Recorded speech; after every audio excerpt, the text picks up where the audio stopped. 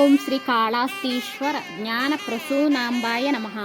సూరి నాగమ్మ గారి లేఖలు.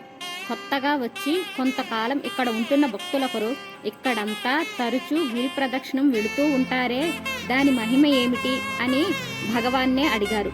భగవాన్ వికసించిన ముఖంతో ఈ గిరి ప్రదక్షిణ మహిమ అరుణాచల పురాణంలో ఎంతో అతిశయంగా చెప్పబడి ఉంది. నందికేశ్వరుడు సదాశివుణ్ణి ఇదే విధంగా అడిగితే వారు ఈ విధంగా సెలవిచ్చారు: ఈ గిరిని ప్రదక్షిణం చేయడం చాలా మంచిది. అసలు తత్వం ఇది. సకల పాపాలను పోగొట్టడం. దా ఇష్ట ఫలాలను ఇవ్వడం. జన్మాంతరం నశించడం. నా జ్ఞానముక్తిని ఇయ్యడం అని అర్థం.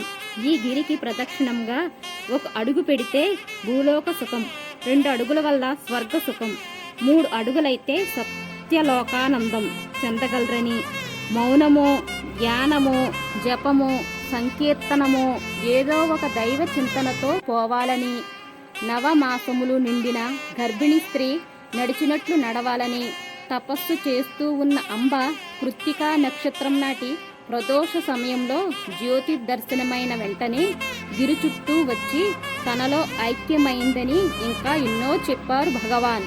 ఆరాహో.